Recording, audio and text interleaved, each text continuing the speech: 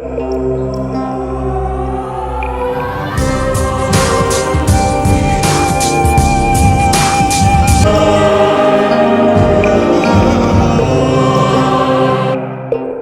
stage 2, because the differential equation is simplified differently, so we got a different analytic solution, which is highlighted by the red here. Okay, but we do better take a look at the illustration, the curves. Okay, the dashed one means the solution in stage 1. We have seen that before. And after the tail, the trailing edge of the pulse, t equals t prime, we enter stage 2, and the solution, the formula is here, okay? And basically it's an exponential function minus an exponential decay function. So you can imagine the blue curve will increase with time monotonically, okay? And the slope of the blue curve in stage 2 roughly depends on the tau A, the lifetime constant of the absorber. But one thing important is the dynamic loss intends to recover back to the small signal loss L0, not just the initial loss Li. Okay, so I have obviously denote the numbers starting from L minima, the minima loss, which is the loss at t equals t prime. Okay, and the curve will grow with time if there is no pulse coming. Okay, this curve will eventually go back to not just Li, Li is here, but to the highest loss, L0. You can check the formula here. If t minus t prime can be infinity, okay, then this term is 0. You have Lt equals L0. Okay? So if there is no pulse, the blue curve will all the way go back to L0, the small signal loss. The problem is this is a laser. It will produce a periodic pulse train instead of a single pulse. So anyway, after a certain period, pulse will come in. Okay? So that means this curve cannot all the way to L0. When the other pulse comes in, it will go back to stage 1, right? So your blue curve will decay again, no recovery, right? So before it goes back to L0, when the second pulse comes in, it will decay again. So that's why your in principle is smaller than L0, the small signal loss, because you are working with a pulse train instead of a single pulse. Okay, any question?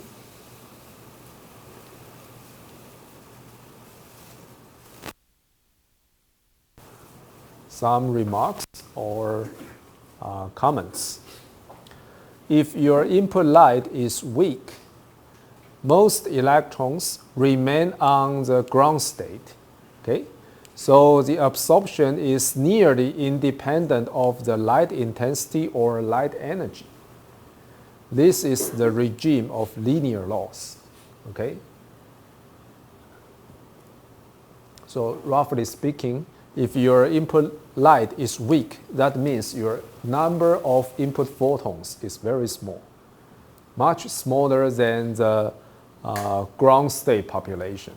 Like you have 100 ground state electrons, but you have only 2 input photons. So even these 2 photons are absorbed, there are 98 ground state electrons still. Okay?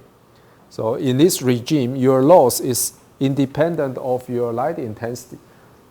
Stronger intensity, weaker intensity, stronger energy or weaker energy, the absorption is roughly constant, like 1%. Strong light, 1%. Weak light, still 1%. That is the regime of linear loss. Okay. But if your input light is strong, or your photon number, input photon number, is close to the total number of your ground state electrons, things are very different, then a large portion of the electrons can be excited, reducing the absorption, right? Like you have 100 electrons, ground state electrons, and then you have maybe 80 input photons. In that case, only 20 electrons remain on the ground state. So if you have more input photons come in, like another 80 photons come in, you can never absorb all the input photons, right? So your absorption capacity will be reduced. Okay? In this case, your loss depends on the envelope intensity or cumulative pulse energy, depending on its fast or slow absorber. If it is fast, it depends on your envelope intensity. If it's slow, it depends on your cumulative pulse energy. Okay.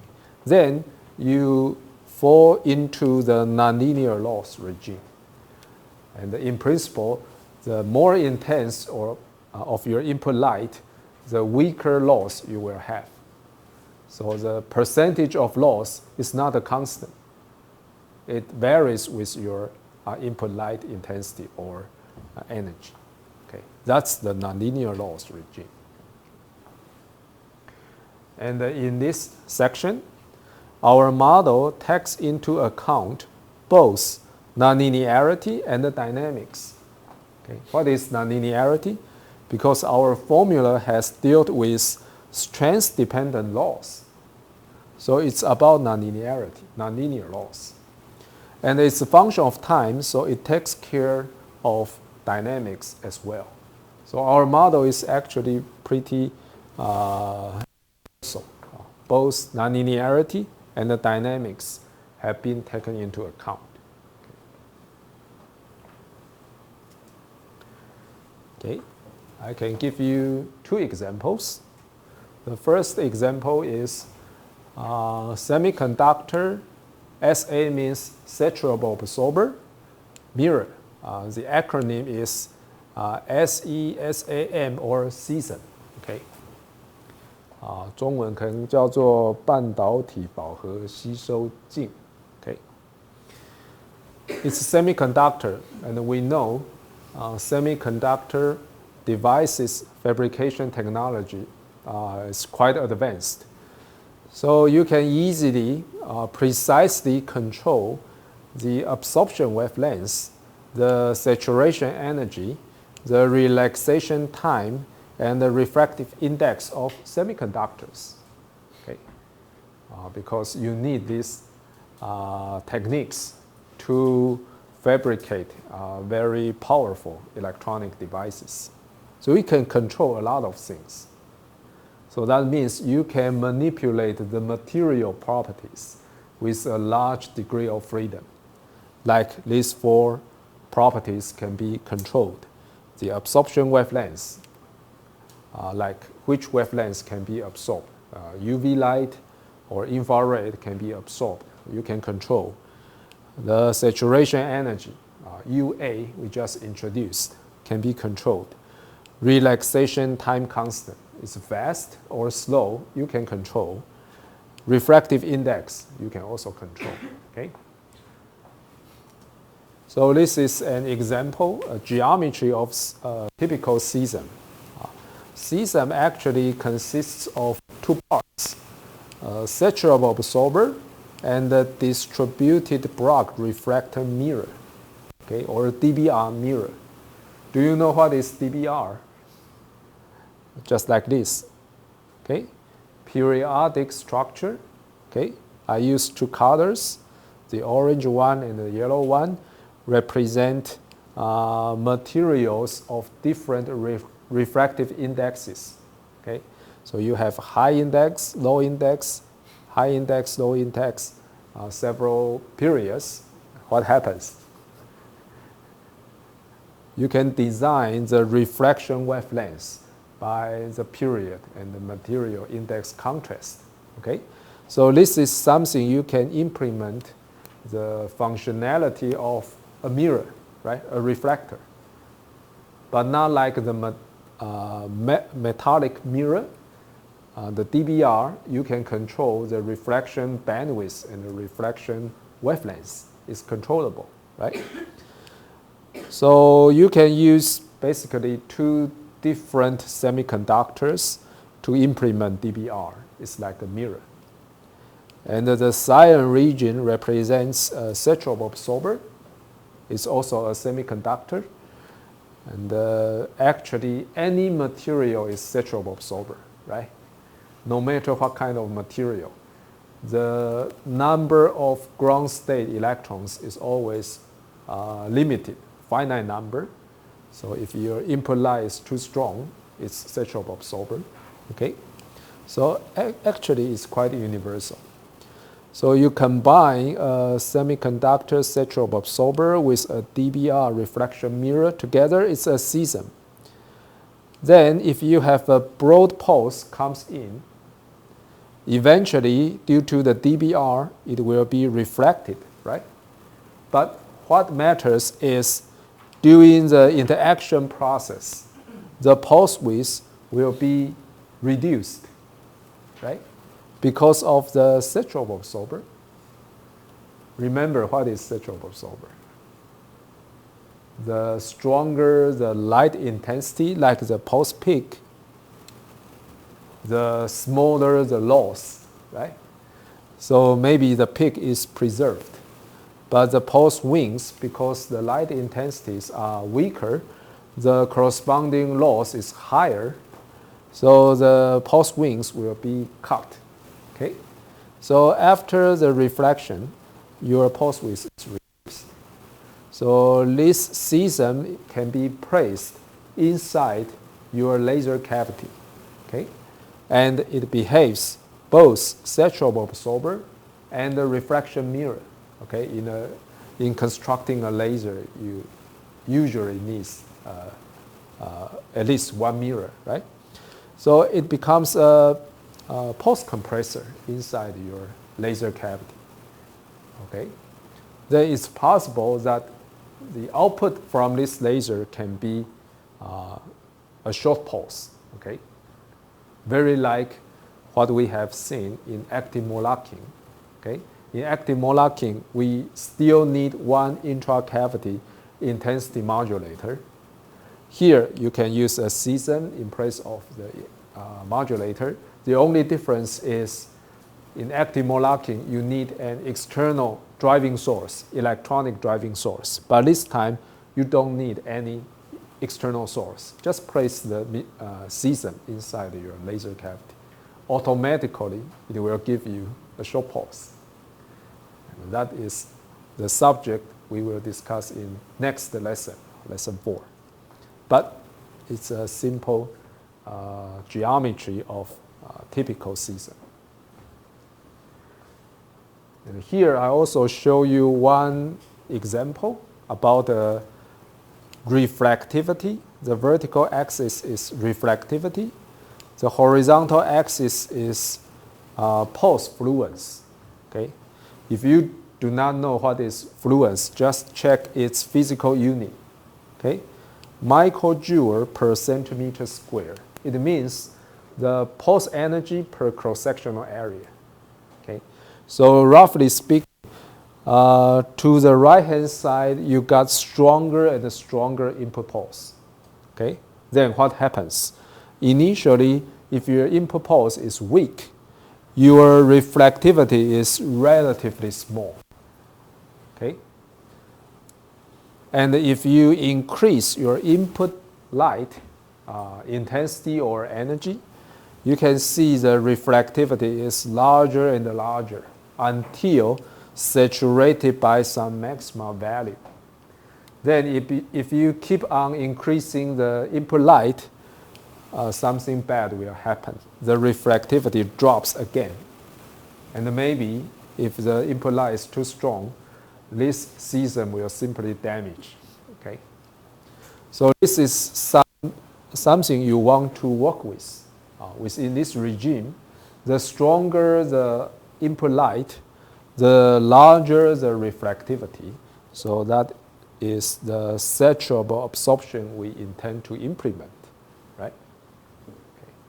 But if you check the numbers carefully, you can see even the minimal reflectivity is still very high, 98.5% here. Okay, and if you increase your input fluence, okay, gradually, your reflectivity increases, and the maxima is here, about 99.5%. Okay, so difference from here to here is usually referred to the modulation depth of this season. Okay, and do you prefer a bigger or smaller delta R if you want to generate a very short pulse?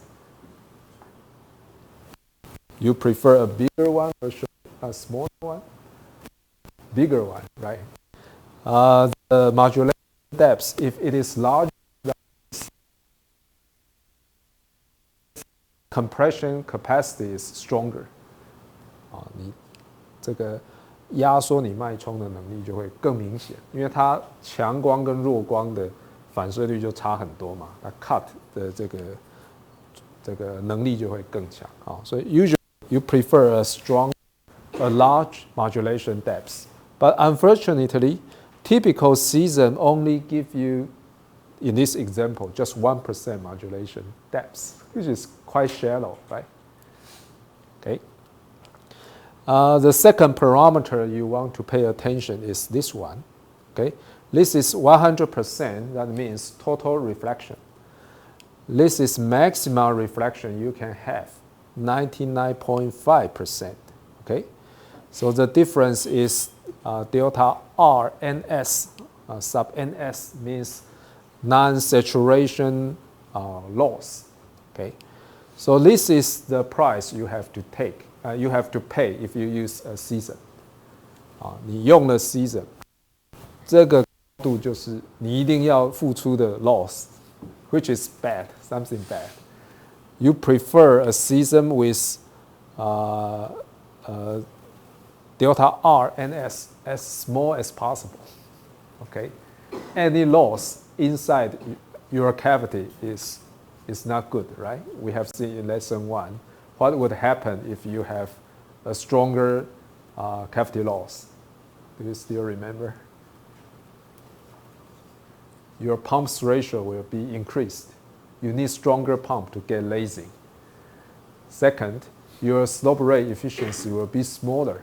That means the conversion efficiency from the pump power to laser power is decreased. Okay, so this is something bad. You have to design a season with as small as possible, the loss as small as possible. But in this case, it's about 0.5. Okay. The third parameter you might be interested is the saturation fluence, which is here. Okay. So roughly speaking, it means how strong your input pulse has to be such that you can see the difference of reflectivity. Okay? So to generate a short pulse in a laser, do you prefer a larger one or a smaller one of your saturation fluence? "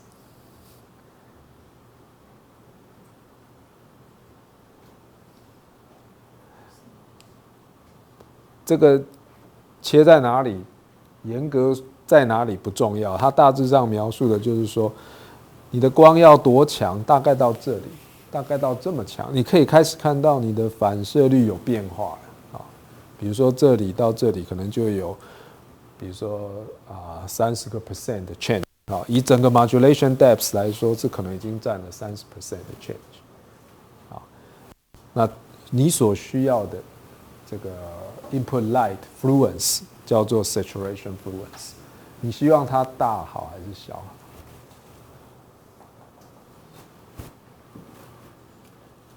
就2个选择。Good， 越小越好。为什么？这就像你的开关的启动阀值一样啊。如果这个很大，就是你光不够强，根本开不了。啊，这个值小就是 even weaker it starts to behave like a sexual absorber. Okay. So these 3 parameters, now you know the importance. Prefer a stronger modulation depth, smaller non-saturation loss, smaller saturation fluence. Okay, then you can have a good sexual absorber. But in this figure, for example, modulation depth of season is quite small. In this case, just 1%. Residual non-saturation loss is not that large, about 0.5%. It's good. The saturation fluence is about 20 to 30 microjoule per centimeter square, which is moderate, not so big, not so small. Okay. Then we can take a look at the second example, graphene. Then you can compare the performance between graphene and the season. Okay, what is graphene? 石墨烯啊，这是一个单层的这个碳原子排列。It's a very special material. Actually, the researchers got Nobel Prize in physics several years before because of the research about graphene, right?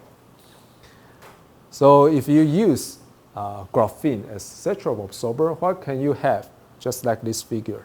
It's a very famous article, first reporting about the potential of graphene as sexual absorber. Let's focus on the green curve because the green curve represents the performance of 2 to 4 layers graphene. Okay, 1 layer graphene is the extreme, maybe due to the fabrication limitation. At that time, they produce 2 to 4 layers of graphene. Then, the vertical axis is not reflectivity, but absorptance or absorption. Okay, the horizontal axis is the light peak intensity. So you can see every curve decays. So it means the stronger the input light intensity, the smaller the absorption. It's also like a sexual absorber, right? But it's not a mirror, so the vertical axis is not reflectivity as in the case of season. Okay. And if you trace the green curve, you got very surprising results. First, the modulation is very, very strong. Say this is 100%, 1.0 is 100%. So the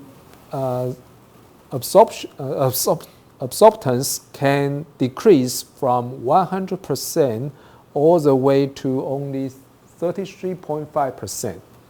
So the saturation depth is as high as 65%. Much, much better than season, right? Season, you have only 1% difference. Here, you can have 65%. You can imagine it's a very strong modulation depth. Second, the required light intensity is quite small. Okay, so you can see if you observe the point here, at which light intensity you can get 65% modulation depth. You just check the horizontal axis. The answer is about 10 megawatt per centimeter square, 10 to the 7th watt per centimeter square.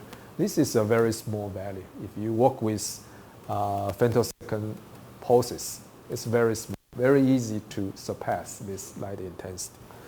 So it means if you use graphene as a sexual absorber, you just need a very weak light to initiate sexual absorption.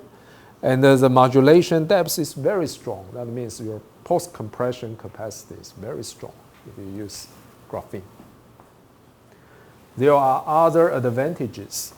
Okay, so the researchers did some pump probe experiment to measure the response time of graphene. Okay, and this is the data. By fitting the data, they got 2 time constants. The shorter one is only 0.21 picosecond or 210 femtosecond. And the response time is much, much faster than the response time of cesium.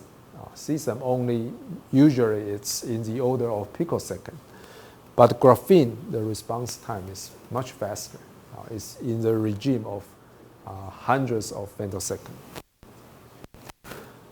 So what's the benefit if you use a saturable absorber with fast response time? That means it's possible you can create even shorter pulse. Your switch is faster, so it's naturally you can expect to get even shorter pulses. And the last, but might be the most important advantage is graphene is almost wavelength independent. That means it can be used to generate UV pulse, visible light pulse, infrared pulse, or even mid-infrared pulse. If you use cesium, if you change the wavelengths, you have to design new cesium. You have to search for new semiconductor materials, new fabrication processes to do that. Okay, it's very tedious. But if you use graphene as saturable absorber, you don't need to worry. No matter what the wavelengths you are emitting, just use the same graphene. It will behave similarly. Okay, this one and this one is almost wavelength independent. So material-wise, it's a very convenient tool you can apply.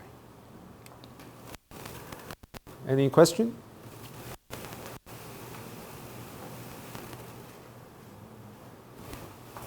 You might have some question. If it's so perfect, in principle, you will not see anything else. Only graphene survive, right? But in reality, it's not like that. Okay, it has very obvious advantages, but it suffers some other technical problems. So far, other saturable absorbers like cesium or other materials or other pulse shortening mechanisms continue to serve in the laser market. Do you know what is the major disadvantage of graphene as a saturable absorber? So fabrication, okay. It improves over time. 就是如果这个东西有价值，就一大堆人想办法去把这件事做得很好嘛，就是又便宜，产量又大，非常 uniform ，quality 很好，这个都我想渐渐是可以做到的。But it still suffers some fundamental issue. Right. Damage. Imagine you have only single layer graphene. Although the geometry tends to give you better resistance against thermal damage or other issues, but since the material is too thin, it can easily be damaged. So far, graphene is usually used in low energy oscillator only.